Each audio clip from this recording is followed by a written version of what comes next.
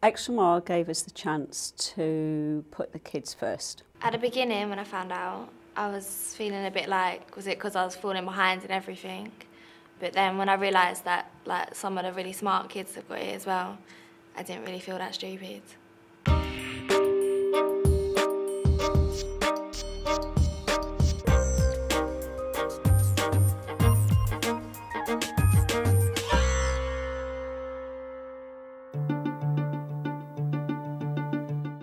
In 2008, the DCSF launched the Extra Mile project. It's designed to improve the attainment of students from low-income families. The Extra Mile really drew its provenance from looking at what good schools were doing, schools in disadvantaged contexts that were actually managing to get pupils from poor backgrounds to beat the odds, to actually achieve as much or better than their peers.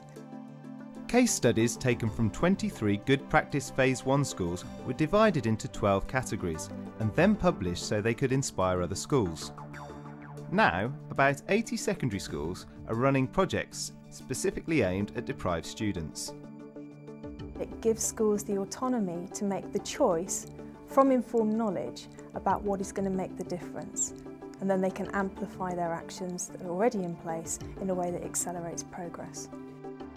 Rains Park High in southwest London elected to become involved in the Extra Mile Phase 1 initiative.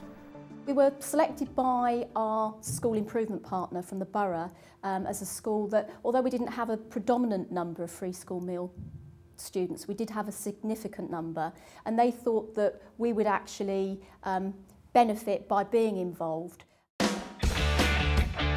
As part of their Extra Mile programme, some Year 7 Rains Park pupils from low-income families last year enrolled in Double Club. Extra literacy was followed by a bit of the beautiful game. It was run by a Wimbledon Football Club coach.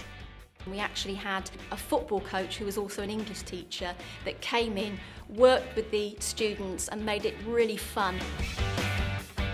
It was kind of special how it just came in for just like a group of us and rather than just a whole class. Yeah, we had a coach what came in to do our literacy and we had some booklet and we had to read it out.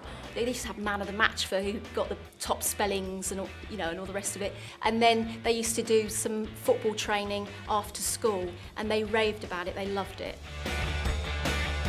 More fun than English work than it actually was in English, and you learn more out of it.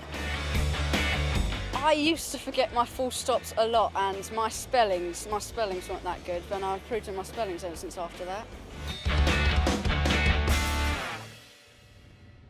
Extra Mile schools usually focus initially on 2 projects only.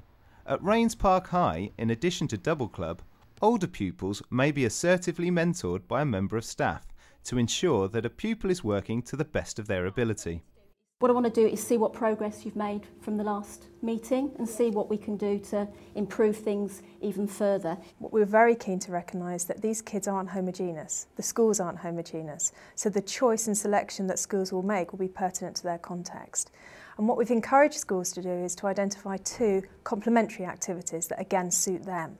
What about French? I know you came in over the half term and I spoke to Mr. Coles. How did that go? I've been working really hard on the coursework and I've handed it in early to him and he's given it back so I can do improvements on it. And we've had vocabulary tests every week and the past 4 weeks I've got 10 out of 10. So it's really about saying what do we think these students can do as individuals and really tracking them in a forensic way so you begin to see what their aptitudes and abilities are. And then you can make sure you're creating the curriculum and providing the teaching and learning that's going to enable them to really accelerate. By coming here I've been given a lot more opportunities like the assertive mentoring and I feel if I do go to college and university then my family are going to be really proud of me and hopefully I'll do well. Another Phase 1 Extra Mile school, Stopsley High in Luton, trained senior pupils as peer educators. Their brief was to help younger pupils on free school meals resolve conflicts constructively. Hi guys, I'm Anika. I'm Trishna. I'm Anissa. I'm Emily. And we're here today to talk to you about conflict resolution. What we're going to do now is we're going to show you a role play, show you a bad way to solve a situation. No. Yeah, in the... Trishna. Trishna. Excuse me, I just heard my name. No, you didn't. You were talking about me just now. Shut up, we weren't saying anything. Shut up. Okay, freeze. What they've done here is they finished it by using violence. That's obviously not a good way to do it. So what we're going to do is we're going to split you up into groups of 4s, and we want you to start from the beginning of the role play, and we want you to solve it in a good way. The peer educators here at Stopsley have been amazing. They're very, very well practiced and rehearsed. They've put a lot of time into that. They have done that themselves. They've written their own lessons. It's quite scary when you think they can write their own lessons at the age they are. Okay, right, we're going to pick one group to come up and show it. So does your group want to come up and show your role play up here? Why didn't you invite me? I didn't think you wanted to go. Of course I wanted to go. Everyone went. In fact, Carol didn't go. I thought you liked me, Sadie. I do like you. Oh, don't be like that. Forgive me. Say sorry first. I'll say sorry. I wanted to invite you. Group hug! Hey! Right, after listening to that really, really good performance, we want to get some feedback from you of what you learnt today about conflict resolution. So, hands up. You should handle conflict in an easy, well-mannered way. You should try and find a compromise so everyone's happy. So did everyone enjoy it? Yes! We find that students engage very well with other students. They understand, they relate to one another, and very often that works much better than an adult trying to deliver what children should and shouldn't be doing. Rather than having a teacher tell you, and rather having an older person like their mid-40s telling you what to do, and you're thinking, oh, please shut up. You're hearing it from someone your own age, near about, so you can get to know them as they are, rather than having someone that actually doesn't really know where you're coming from. First of all, we're going to start off with sort of a game kind of thing. Evidence from the Extra Mile case studies showed increasing interactive and participatory learning improved outcomes in the target group. But another key to success was to start modestly. Small steps has been sort of a metaphor really for the action that I'm really keen to make sure that schools adopt, because what we've tended to find is that once they become engaged with the philosophy of what Extra Mile is about, suddenly they want to do too much and they become over-ambitious and they put themselves under huge pressure. Equally, what we're very keen to do is to really get schools to sort of forensically examine these pupils, to really get to know them, and then to build very small steps in terms of actually finding the solutions that are going to work. One small step, taken by Stopsley's assistant head last year, was to provide departing Year 11s with a conflict resolution workshop, run by an ex-convict. We found that instead of becoming in conflict with their teachers in their last year, it gave them the opportunity to think twice before they set off on an argument. And I actually think it helped me, the way I've seen problems, if I got angry and stuff, and because we've done ways about thinking about other people, judging them. The course that I went on last year actually helped me to work as a team, understand teams' difference, and help other people and not just judge them all the time. Extra Mile students can struggle to get those all-important 5 GCSE subjects at A to C. Back at Rains Park High in Wimbledon, Holly is in Year 11. Circumstances have made it hard for her to fulfil her academic potential, so she is now being helped by assertive mentoring. It's got a big push behind it. It's actually regular contact with the student. It's also about using data regularly to track students. We're looking at whether they've actually improved or made progress in a very short span of time. The good news is there's some C's in there, but the bad news is there's some D's in there. And what I would like to concentrate is how we're going to change those D's into C's. Yeah. Why do you think the C is so important for you to move from a D to a C? I think because my college, the courses that I want to do, I need 5 A to C's, so obviously one being in English. Right. So in class, tell me about in class, how's that stopping you getting the magic C? I think I could move away from certain people because in class I'm chatting a bit too much. Why do you think that's putting your grade down? Because I'm not listening to the teacher when he's talking. Okay.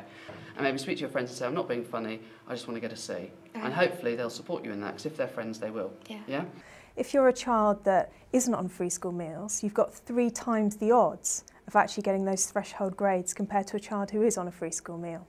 So by the end of Key Stage 4 GCSEs, 5A star to C with English and Maths, there's a 28 percentage point difference.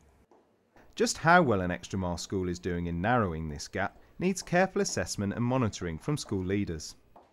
We did student surveys, we did teacher surveys, we did parental sort of questionnaires as well for those students that were involved, and we got feedback from all parties that were involved. And basically we listened to the students and we assessed them at the beginning of the projects, during the projects and at the end, and we were able to actually gauge not just quantitatively but qualitatively that they were having an impact, and certainly those ones that have had the biggest impact we've further developed, and we've actually got them as part and parcel within our school development plan. Please, everyone, please take your seats. Stopsley High is part of a cluster of Luton schools which run a drama club for Extra Mile pupils and those in danger of exclusion. Look, Mum, how many times do I have to tell you to pay the gas bills? The group has been rehearsing a play largely based on the lives of some of the cast. I'm late every day to school just because you choose to live a life on the sofa rather than look after your own kids. Me included, by the way. They don't deserve this, you know. I don't deserve this. Deserve? Did I deserve being beaten to a pulp by your father, or you stood there and watched? I was 13, Mum, okay? 3 years ago. And what was I supposed to do, huh? And since then, all I've tried to do is to show you how sorry I am by taking care of your own kids like they were my own. The students are doing a dress rehearsal for a performance in front of parents, teachers and the public tomorrow. This ain't no school, you know. You think I'm scared of you? You think I'm scared of you? You think I'm scared of you? Wait, get off me. Jason!